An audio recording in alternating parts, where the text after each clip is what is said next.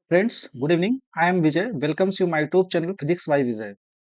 तो पीछे के लेक्चर में आप सभी लोग से उम्मीद ये है कि आप वेव एंड ऑसिलेशन को पूरी तरह से रिवाइज कर लिए होंगे। जितने पीवाईक्यूज थे सबको हमने क्या कर दिया है, कवर कर लिया है। ठीक है। अब आज से हमारी जो नई सीरीज शुरू होगी ग्रेविटेशन की होगी।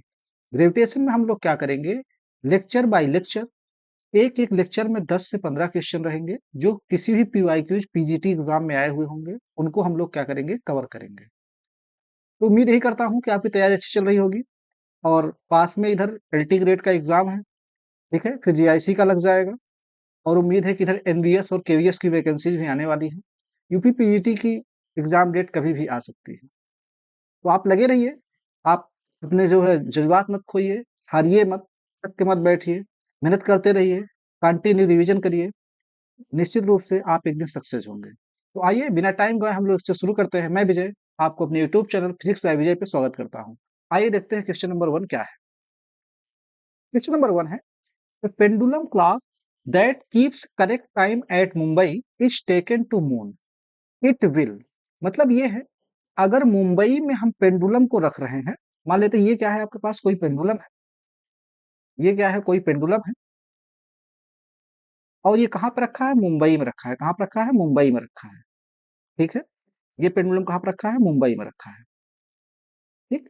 तो इससे जो टाइम पीरियड मेजर किया जा रहा है मुंबई में, वो आ रहा है आपके पास टी, और टी कितना आ रहा है, 2 pi under root L by G. ठीक।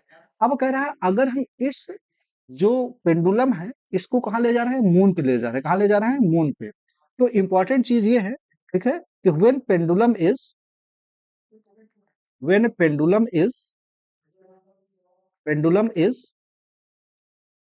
Placed at moon, placed at moon, अगर हम लोग पेंडुलम को मून पे ले जाते हैं, ऐसे सिचुएशन में क्या होता है, वहां पर acceleration due to gravity change हो जाती है। और वो हो जाती है कितना, G/6। हो जाती है G/6। इसका मतलब ये है कि अगर जी यहाँ पे चेंज हो जाएगा, टाइम पीरियड भी क्या हो जाएगा, चेंज हो जाएगा। तो जो टाइम पीरियड एट मून है उसे हम लोग टी डैश लिख देंगे। कितना हो जाएगा, ये हो जाएगा 2 पाई। पेंडुलम की लेंथ चेंज नहीं होगी। ठीक है। ये हो जाएगा कितना, यहाँ पे लिख दें जी डैश।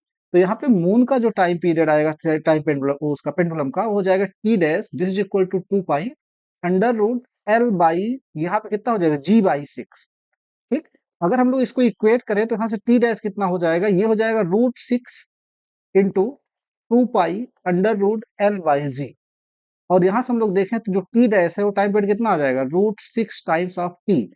इसका मतलब ये है कि अब टाइम पीरियड कितना हो जाएगा, अब जो टाइम पीरियड होगा वो कितना हो जाएगा, √6 टाइम्स। इसका मतलब क्या हुआ कि टाइम पीरियड वहां जाने के बाद कितना हुआ, √6 टाइम्स बढ़ गया पहले का।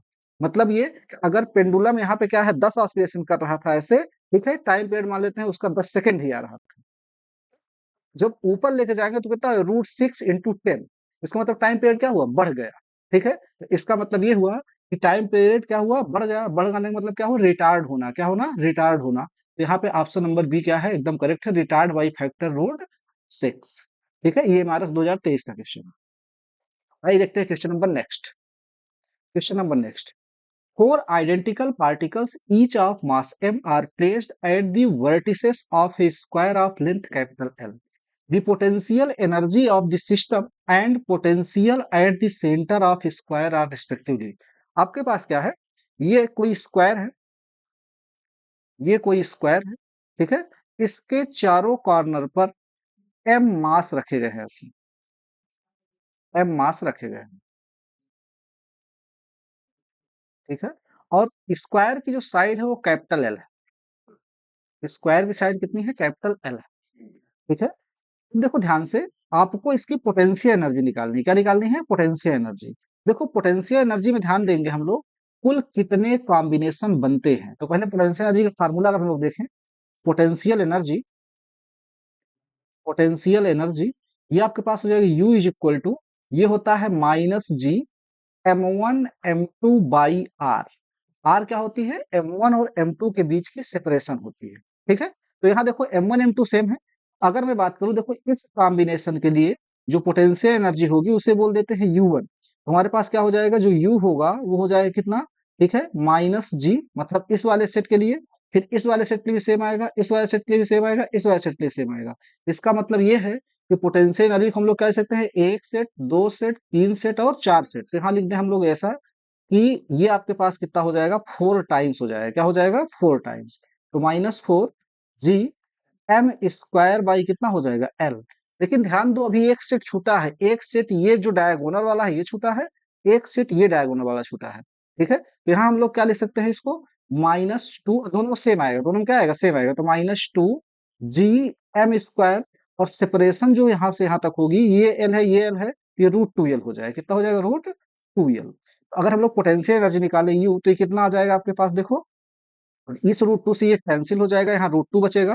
तो -gm² बाई एल, और ये हो जाएगा 4 प्लस √2, 4 प्लस √2। इसको हम लोग अगर सॉल्व करते हैं तो देखो 4 √2 की वैल्यू होती है 1.41। ठीक है, माइनस यहाँ पे है लगा लो, और ये हो जाएगा gm² बाई एल। तो यहाँ से u जो आया आपके पास कितना आ गया, ये आ गया 5.41 gm² बाई एल। ठीक है, ये आ गई पोटेंशियल एनर्जी इस पूरे सिस्टम की। इस पूरे सिस्टम पोटेंशियल कितनी आ गई, ये आ गई -5.41 gm² बाई एल। देखो यहाँ भी वही चीज है। ठीक है, इस वाले में भी हमारे पास वही चीज है, तो या तो बी होगा या तो सी होगा। अब जब तक पोटेंशियल निकालेंगे तब तक पता नहीं चलेगा। देखो पोटेंशियल जो होता है, ठीक है, हमें निकालना है कहाँ पे, सेंटर पे। कहाँ निकालना है, सेंटर पे। इस पॉइंट को ओ बोल दे रहे हैं, क्या बोल दे रहे हैं, ओ। तो देखो यहाँ अगर हम लोग क्या करें, इस लाइन को मिलाएं, ये टोटल √2l है। सिंपल सी बात ये रही कि यहाँ से यहाँ तक डिस्टेंस जो होगी वो कितनी हो जाएगी, हो जाएगी √2l/2, that is l/√2। Potential देखिए जो होता है, पोटेंशियल एट एनी पॉइंट, ये क्या हो जाता है आपके पास, v इज इक्वल टू, इसका फार्मूला होता है -gm/r। ठीक है, तो टोटल पोटेंशियल क्या होता है, पोटेंशियल स्केलर होता है। जितने पोटेंशियल होंगे, देखिए ये वाला प्रोड्यूस करेगा, ये वाला भी प्रोड्यूस करेगा, ये वाला भी प्रोड्यूस करेगा, ये वाला भी प्रोड्यूस करेगा। तो चारों का क्या करें हम लोग, ठीक है, चारों सेम होंगे तो चारों को इक्वल कर लेते हैं। हाँ, v क्या हो जाएगा, -4 gm, और यहाँ पे जो r है वो कितना है, l/√2, l/√2। तो जो पोटेंशियल आ गया आपके पास कितना आ गया, -4 √2 gm बाई, यहाँ पे कितना हो जाएगा, l। ठीक है, -4 √2 gm बाई कितना हो जाएगा, l। तो इसका मतलब क्या है, पोटेंशियल भी हमारे पास वही आया है। ठीक है, -4 √2 gm/l, और ये आ गया -5.41 gm² बाई एल। आप ऑप्शन मैच कराइए, देखिए यहाँ पे क्या है, -5.41 gm² बाई एल। ठीक है, -4 √2। ठीक है, यहाँ भी माइनस है। इसका मतलब ये है कि एक में प्लस होगा, एक में माइनस होगा, तो मैं इसको प्लस बना दे रहा हूँ, इस वाले को माइनस। तो यहाँ पे ऑप्शन नंबर बी क्या हो जाएगा, एकदम करेक्ट हो जाएगा। ठीक है, तो दोनों हमारे पास क्या आ जाएंगे, निगेटिव में आएंगे। आई होप कि आपको अच्छे सारी चीजें समझ में आ रही होंगी। ठीक है, आइए देखते हैं question number next. Question number next है, the maximum and minimum distances of comet from sun are 1.4 into 10 to power 12 meter and 7 into 10 to power minus 10 meter. If velocity nearest to sun is 6 into 10 to power 4 meter per second, its velocity farthest from the sun would be। इसका मतलब ये है, कोई comet है, ठीक है, इसका मतलब होता है धूमकेतु। धूमकेतु का मतलब होता है कोई एक तरह से पिंड वगैरह है। ठीक है, वो सन के राउंड में घूम रहा है, किसके राउंड घूम रहा है, सन के। तो हम लोग मना लिए, ये आपके पास हो गया सन। ठीक है, और वो क्या कर रहा है, घूम रहा है। ठीक, उसकी डिस्टेंस क्या है, कहीं पर मैक्सिमम है, कहीं पे क्या है, मिनिमम। ठीक है, इसको हम लोग कुछ ऐसे बना देते हैं इलिप्टिकल पाथ में। ये कॉमेट अपना घूम रहा है, ये कौन है, कॉमेट। ठीक है, और इसका मास मान लेते हैं m, ये घूम रहा है। तो देखो जब इस पॉइंट पर होगा, डिस्टेंस क्या है, नियरेस्ट है, डिस्टेंस क्या है, नियरेस्ट है। ठीक है, तो नियरेस्ट डिस्टेंस को हम लोग बोल दे रहे हैं r1। क्या बोल दे रहे हैं, r1। r1 हमारे पास कितना हो जाएगा, ये हो जाएगा 1.4 into 10 to power 7 metre, sorry 10 to power 12 metre. 10 to power कितना है, 12 मीटर, 10 टू पावर 12 मीटर। ठीक है, ये क्या है, मिनिमम डिस्टेंस है, ये क्या है, मिनिमम डिस्टेंस है। एक सेकेंड, उल्टा दिया है भाई, ये मैक्स वाली है, ये वाली मैक्स वाली है। ठीक है, मतलब R1 इधर लेके इधर R2 लीजिए, ये वाली R1, ये वाली R1 होगी। ठीक है, ये क्या है, मैक्सिमम डिस्टेंस है। और जो R2 है वो क्या है, मिनिमम डिस्टेंस है, वो कितना है आपके पास, वो है 7 × 10⁻10 मीटर। ये क्या है, मिनिमम डिस्टेंस है। तो देखो ध्यान से पहले समझना है, जब हमारे पास क्या होता है, कोई भी प्लेनेट या कोई भी पार्टिकल इलिप्टिकल पाथ में मूव करता है, ठीक है, तो उसमें क्या होता है कि वो एक पॉइंट पर पास आता है, एक पॉइंट पे दूर आता है। जब पास आता है तो उस पॉइंट को हम लोग बोलते हैं पेरीहीलियन। क्या बोलते हैं, पेरीहीलियन। ठीक है, इस वाले पॉइंट को हम लोग क्या बोलते हैं, पेरीहीलियन। ठीक है, और जब वो दूर रहता है तो इस पॉइंट को बोलते हैं एफीहीलियन, एफीहीलियन। ठीक है, ये भी बात ध्यान रखिएगा। और जब क्या करता है, कोई भी प्लेनेट सन के अराउंड घूमता है तो उसका एंगुलर मोमेंटम कंजर्व रहता है, according to conservation of angular momentum, conservation of angular momentum.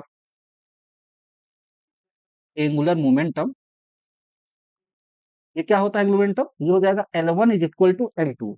और आपको मालूम है L1 कितना होता है, mvr। देखो V1r1 = mv2r2, ध्यान समझो। तो यहाँ पे क्या है हमारे पास, देखो वही प्लेनेट मास तो नहीं बदलेगा, तो मास से मास क्या कर दिए, कैंसिल कर दिए। ठीक है, और कह रहा है कि नियरेस्ट पर वेलोसिटी कितनी है। जब वो नियरेस्ट है मतलब ये कि अगर हम लोग इसको बोल दें क्या, मिनिमम वाले पे हमारे पास जब मैक्सिमम होगा तो क्या होगी, वेलोसिटी कम होगी, क्योंकि यहाँ देखो क्या है, वी आर की वेलोसिटी प्रोपोर्शनल है। तो यहाँ पे जो वेलोसिटी है, ठीक है, वो कितनी है आपके पास, ठीक, the velocity nearest to sun is this. ठीक है, तो नियरेस्ट टू सन जब है तो यहाँ पर हम लोग बोल दे रहे हैं इसको V2। V2 कितना है आपके पास, ये है 6 × 10⁴ मीटर पर सेकंड। ठीक है, तो कह रहा है जब फारदेस्ट होगा तब वेलोसिटी क्या होगी, ये बताना है।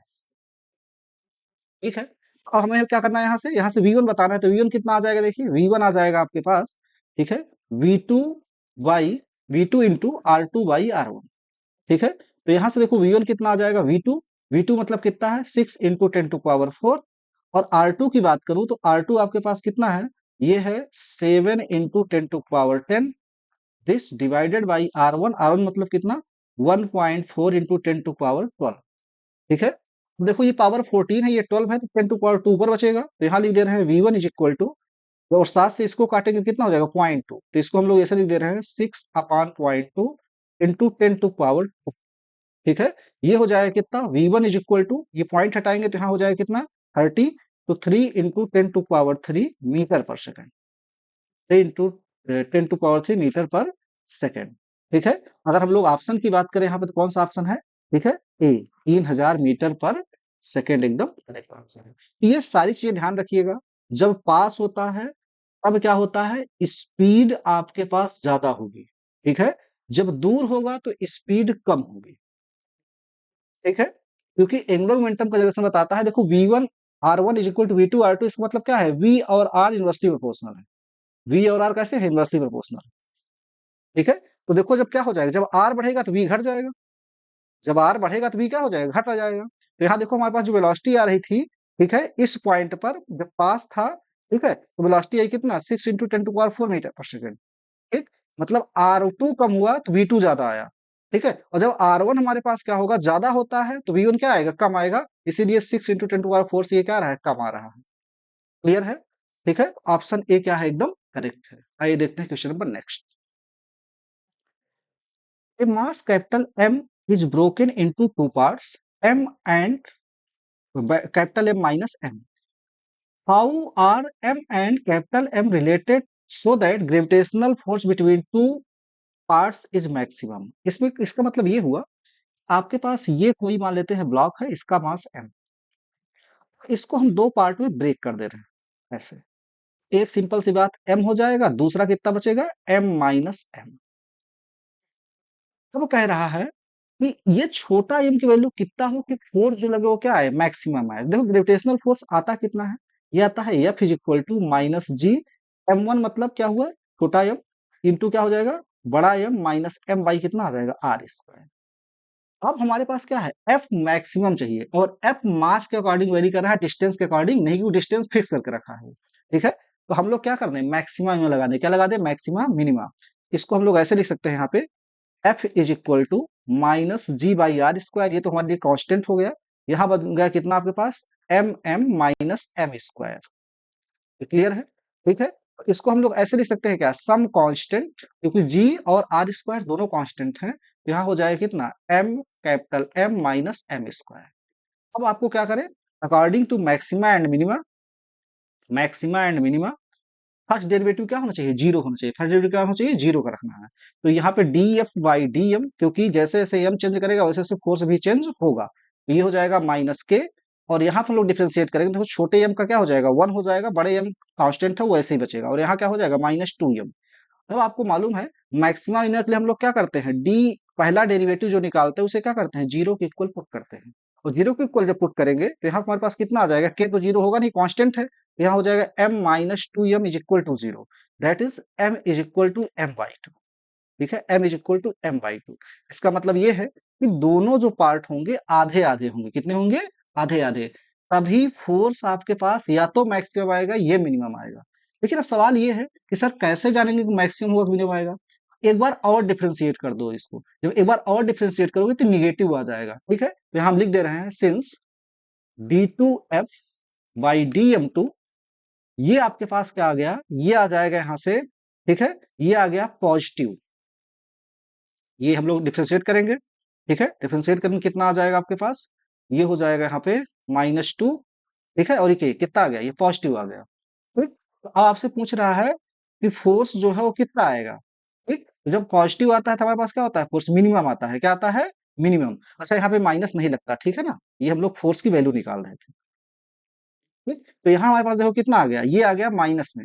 और माइनस में आने का मतलब क्या होता है, मैक्सिमा, क्या आता है, मैक्सिमा। तो फोर्स जो आएगा वो मैक्सिमम आएगा, क्या आएगा, मैक्सिमम आएगा। फोर्स मैक्सिमम आएगा।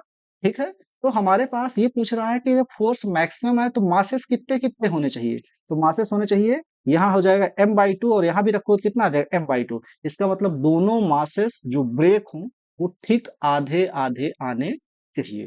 ठीक है, यहाँ पे हम बात करें तो ऑप्शन नंबर ए क्या है, एकदम क्लियर है। ठीक है, क्वेश्चन नंबर नेक्स्ट की बात करते हैं।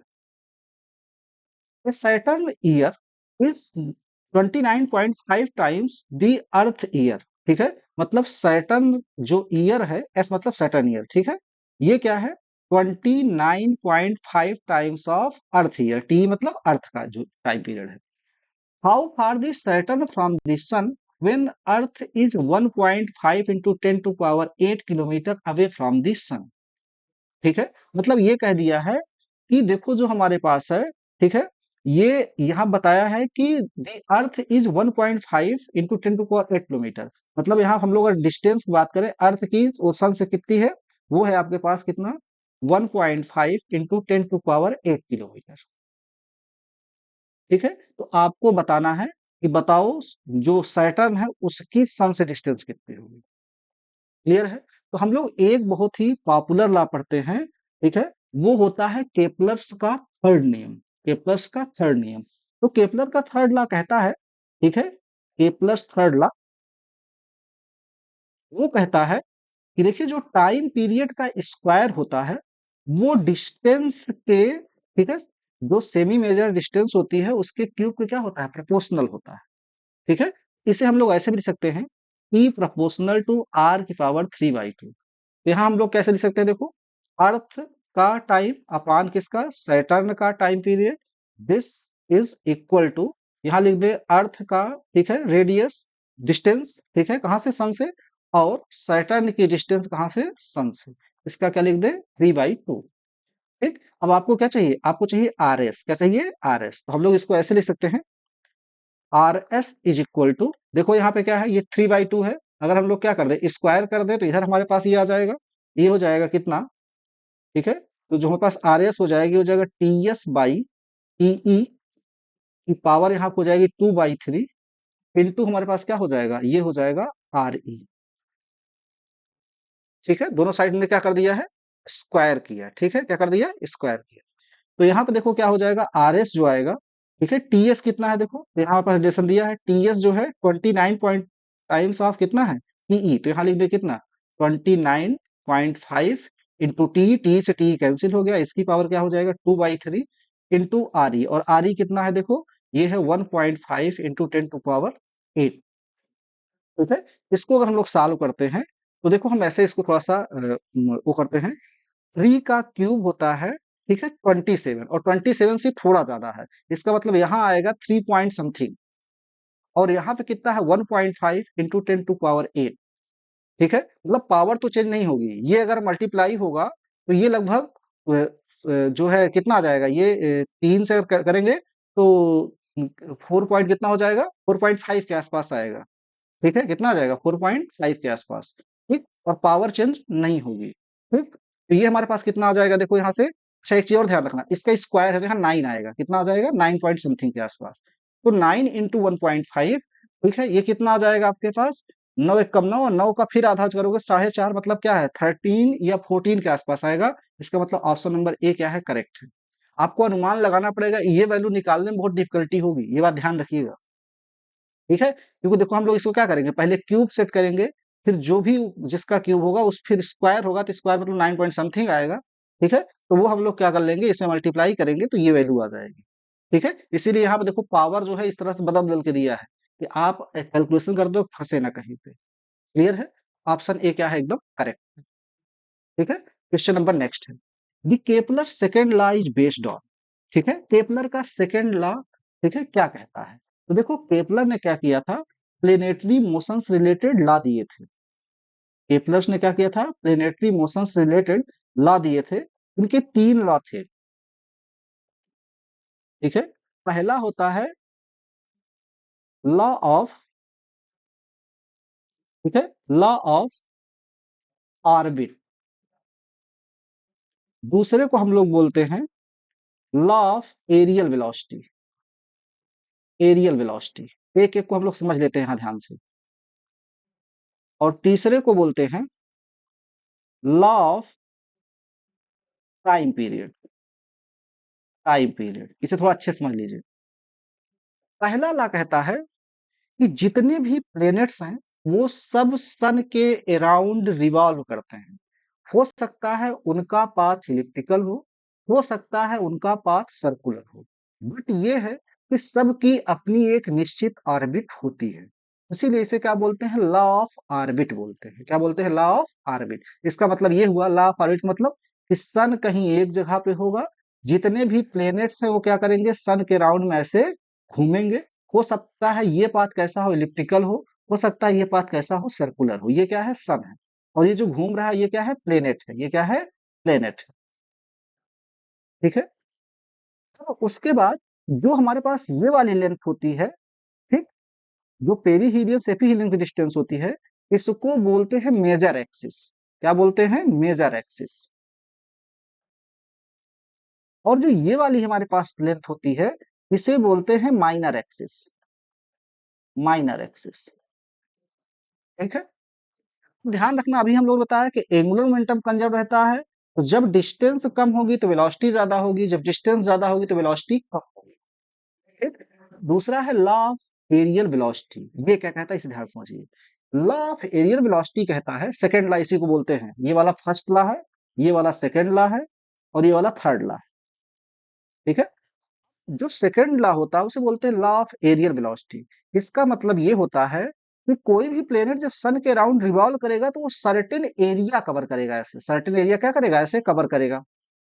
ठीक, तो ये कहता है कि जो rate of change of area है विथ रिस्पेक्ट टू टाइम, ये हमेशा कांस्टेंट होता है। और ये कांस्टेंट जो आता है, ये आता है आपके पास J/2m। और जे क्या है, एंगुलर मोमेंटम है। जे क्या है, एंगुलर मोमेंटम। और एम क्या है, मास ऑफ प्लेनेट। दोनों कांस्टेंट होते हैं। तो कुल मिला के ये रही कि लॉ ऑफ एरियल वेलोसिटी ये बताता है आपके पास कंजर्वे कि एंगुलर मोमेंटम क्या रहता है, कंजर्व रहता है। तो कंजर्वेशन ऑफ एंगुलर मोमेंटम होता है। कंजर्वेशन ऑफ एंगुलर मोमेंटम होता है ये, एंगुलर मोमेंटम। और तीसरा जो है लॉ ऑफ टाइम पीरियड, ये कहता है कि जो प्लेनेट क्या कर रहे हैं, सन के अराउंड घूम रहे हैं, उसके टाइम पीरियड का स्क्वायर उसके सेमी मेजर एक्सिस के क्यूब के क्या हो जाएगा, प्रोपोर्शनल हो जाएगा। या फिर इस बात को ऐसे ही पा जाओगे, T is equal to R की पावर 3/2।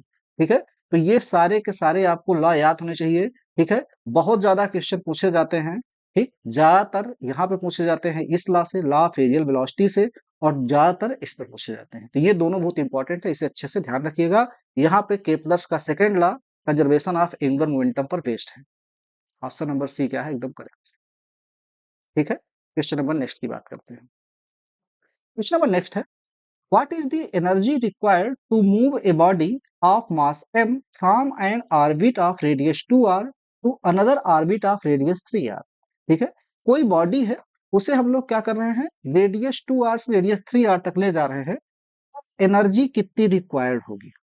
ठीक है, तो देखो एनर्जी रिक्वायर्ड पे हम लोग क्या कर सकते हैं, चेंज इन पोटेंशियल एनर्जी निकाल लें। क्या निकाल लें? Change in potential energy. ठीक, इसे लिख देते हैं कितना, यू एफ माइनस यू आई। और आपको मालूम है जो U होता है वो होता है माइनस जी। ठीक है, और यहाँ पे कितना हो जाएगा आपके पास, एम एम, एक का मास एम है, दूसरे का मास छोटा एम है, बाई कितना होता है, आर होता है। अगर हम लोग यहाँ पे निकालें तो यूएफ जो आ जाएगा, देखो यूएफ कितना है, उसमें रेडियस है 3r, तो यहाँ लिख दें minus G M M by 3r। फिर यहाँ लिखें माइनस, और यहाँ पे लिख दें minus G M M by 2r। इसको हम लोग सॉल्व करें तो यहाँ हमारे पास कितना आ जाएगा, minus G M M by 3r plus G M M by 2r। ठीक है, इसको जब सॉल्व करेंगे तो ये कितना हो जाएगा, देखो 3 यहाँ जाएगा, 2 यहाँ आ जाएगा, ये हो जाएगा आपके पास G M M by 6r। ठीक है, तो यहाँ हमारे पास ऑप्शन नंबर बी क्या है, एकदम करेक्ट। ठीक है, हालांकि ध्यान रखिएगा बीपीएससी में इस क्वेश्चन को लेकर के थोड़ी सी दिक्कत आई है। कुछ लोग इसमें टोटल एनर्जी का चेंज निकालते हैं, कुछ लोग पोटेंशियल एनर्जी का चेंज निकालते हैं। क्वेश्चन में नहीं कहा है तो हमने पोटेंशियल एनर्जी का चेंज निकाला, लेकिन अगर वो कह देता कि टोटल एनर्जी रिक्वायर्ड, हम लोग क्या करते, यहाँ पे टोटल एनर्जी का चेंज निकालते। ये बात ध्यान रखना है सबको। ठीक है, चलिए। और अच्छा, यहाँ पे एक बात और ध्यान रखिएगा, पोटेंशियल एनर्जी का फार्मूला ये होता है, काइनेटिक एनर्जी का फार्मूला होता है माइनस जी, सॉरी ये प्लस में होता है, जी एम एम बाई यहाँ पे कितना होता है, 2r होता है। और जो टोटल एनर्जी का फार्मूला होता है ये होता है माइनस जी एम एम अपान कितना होता है, 2r होता है। ये तीनों फार्मूले आपको अच्छे से याद हो, ठीक है, क्योंकि इस पे क्वेश्चन आगे चल के बहुत पूछे जाएंगे। आगे चले क्वेश्चन बहुत ज्यादा मिलने वाले हैं इसमें। ठीक है, तो यहाँ हमारे पास ऑप्शन नंबर बी क्या है, एकदम करेक्ट है। क्वेश्चन नंबर नेक्स्ट की बात करते हैं। The motion of Halley comet around the sun is not. ठीक है, जो हेली कैमेट होता है, पुच्छल तारा होते हैं, सन के अराउंड में उनकी मोशन कौन सी नहीं होती। ठीक है, तो आपको मालूम है जब वो सन के अराउंड घूमते हैं, ठीक है, तो क्या करते हैं भाई, वो ऐसे ऐसे अपना क्या करके घूमते हुए चलते हैं।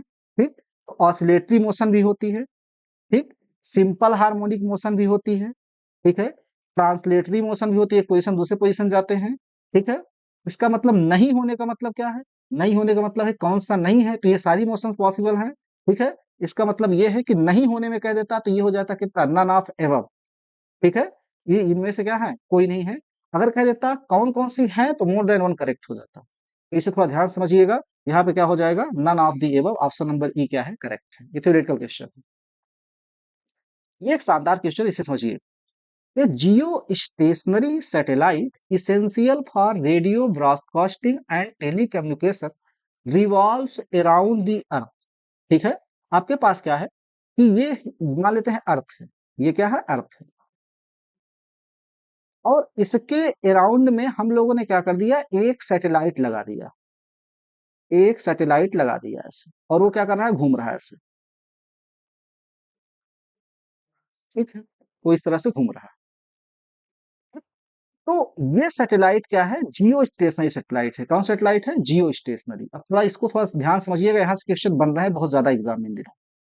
जियो स्टेशनरी सैटेलाइट, देखो जियो स्टेशनरी सैटेलाइट का मतलब ये है कि जैसे जैसे हमारी अर्थ रिवॉल्व करे, वैसे वैसे सैटेलाइट भी रिवॉल्व करे। इसका मतलब रिलेटिव वेलोसिटी अर्थ और सैटेलाइट के बीच क्या होनी चाहिए, जीरो होनी चाहिए। तो हम कुछ प्रॉपर्टीज लिख दे रहे हैं, क्या, relative velocity, relative velocity between earth and satellite satellite, ये क्या होती है, इज जीरो। दूसरी बात, टाइम पीरियड जो होता है वो 24 आवर, जितना अर्थ लेगी उतना वो भी लेता है। डिस्टेंस जो होती है अर्थ से, वो डिस्टेंस होती है 36,000 किलोमीटर। ठीक है। जो रोटेट करता है, जो हमारी अर्थ होती है, आप लोग जियोग्राफी में पढ़े होंगे, वो वेस्ट से ईस्ट की ओर रोटेट करती है। तो ये भी क्या करता है, rotates, rotates from west to east, west to east. ठीक है। टाइम पीरियड 24 आवर, 36,000 किलोमीटर होता है। ठीक। अब इसका यूज क्या करते हैं हम लोग, अर्थ को स्टडी करने में, या अर्थ पे कौन सी ऐसी चीजें हो रही हैं, ठीक है, उसे हम लोग डिटेक्ट कर सकते हैं। जैसे आपको मालूम है कि हम लोग क्या कर सकते हैं, सेक्रेट रूप से कोई बम परीक्षण वगैरह नहीं कर सकते, न्यूक्लियर परीक्षण वगैरह नहीं कर सकते। क्यों? क्योंकि यहाँ पे सारे देशेस का क्या है, ठीक है, सैटेलाइट लगे हैं, वो अर्थ एक एक पॉइंट को ऑब्जर्व कर रहे हैं, यहाँ पे क्या चीजें हो रही हैं। ठीक? तो हम लोग क्या करते हैं यहाँ पे, अर्थ को स्टडी करने के लिए, अर्थ पे क्या क्या चीजें हो रही हैं, उस चीजों को हम लोग क्या कर सकते हैं, सैटेलाइट से देख सकते हैं। ठीक है। तो जो भी चोरी करना है ना, उसे बचा के करना है। क्यों? क्योंकि हम लोग सैटेलाइट के नजर में हैं। अब हम लोग इसके अकॉर्डिंग ऑप्शन देखते हैं। At a height of 36 kilometre from the earth surface, बिल्कुल एकदम सही है ये। ठीक है, ये एकदम सही है। दूसरी बात, in a circular orbit having earth centre as its centre lying equatorial plane, बिल्कुल ये भी सही है, इक्वेटोरियल प्लेन पे ही घूमती है वो। ठीक है। In direction from east to west, ये गलत है, वेस्ट टू ईस्ट घूमती है। और चौथा पॉइंट है, with a speed of revolution equal 24 hour, ये भी एकदम सही है। तो पहला सही है, दूसरा सही है और चौथा सही है। तो only first, second and fourth, that is option number B क्या है, एकदम करेक्ट है। ऑप्शन नंबर बी क्या है, एकदम करेक्ट है। आई होप कि अच्छे से समझ में आ गया होगा। ठीक है। एक पोलर सैटेलाइट होता है, उसे अर्थ के पोल पे लगाते हैं। ठीक? और पोलर सैटेलाइट क्या होता है, जियो स्टेशन सैटेलाइट से पास में रखते हैं, ताकि पोल को अच्छे से स्टडी कर सके, अर्थ के पोल पर क्या क्या चीजें हो रही हैं, क्योंकि वहां का टेम्परेचर बहुत कम है। ठीक है। तो चलिए यहाँ पे हम लोग क्या करते हैं, ऑप्शन नंबर क्या है, एकदम बी करेक्ट है। आइए देखते हैं question number next. A missile is launched with A velocity less than escape velocity. तो कोई मिसाइल है, उसकी वेलोसिटी क्या है, एस्केप वेलोसिटी से कम है। The sum of kinetic and potential energy, that is total energy. Total energy को हम लोग क्या बोलते हैं, sum of kinetic plus potential energy. ठीक है। वो कैसी होगी, पॉजिटिव होगी, नेगेटिव होगी, जीरो होगी।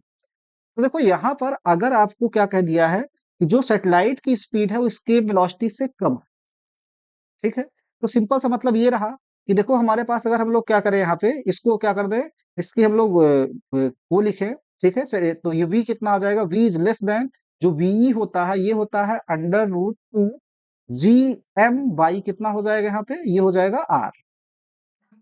ठीक है। स्क्वायर करें तो कितना हो जाएगा, v square is less then, ये रूट हट जाएगा, ये हो जाएगा कितना, 2gm बाई कितना हो जाएगा, r। ठीक।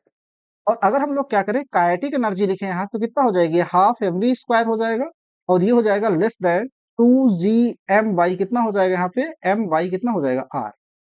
तो हम लोग इस तरह से ये लिख सकते हैं कि हाफ एम वी स्क्वायर, ठीक है, ये कितना हो जाएगा, -2gm m बाई कितना हो जाएगा, r। और ये वाली हमारे पास क्या है, ये ऑर्बिटल वेलोसिटी, ये क्या है, ऑर्बिटल वेलोसिटी है। ठीक है। ये हो गया क्या, लेस देन जीरो। और जो ऑर्बिटल वेलोसिटी होती है उसकी वैल्यू होती है जी एम, ठीक है, बाई कितना होता है, आर।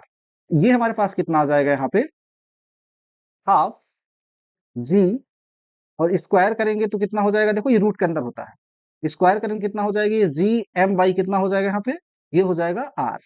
ठीक है। माइनस, तो ये वाला छोटा वाला मास छूट गया है, -2gm m बाई कितना हो जाएगा, R is less than zero.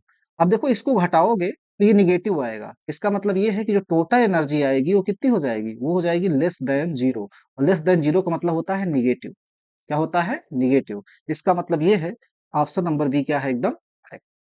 ठीक है। क्योंकि ये वाली एनर्जी होती है काइनेटिक एनर्जी, और ये वाली एनर्जी होती है क्या, पोटेंशियल एनर्जी। ठीक। और ये माइनस आ रहा है पोटेंशियल एनर्जी के कारण, इनका जो सम है हमेशा क्या आ रहा है, जीरो से कम आ रहा है। तो इसका मतलब ऑप्शन नंबर बी क्या है, एकदम करेक्ट है। आई होप कि आपको अच्छे से समझ में आया होगा। ठीक है। समझ में आया होगा तो आप चैनल को लाइक, सब्सक्राइब करना ना भूलें, ठीक है?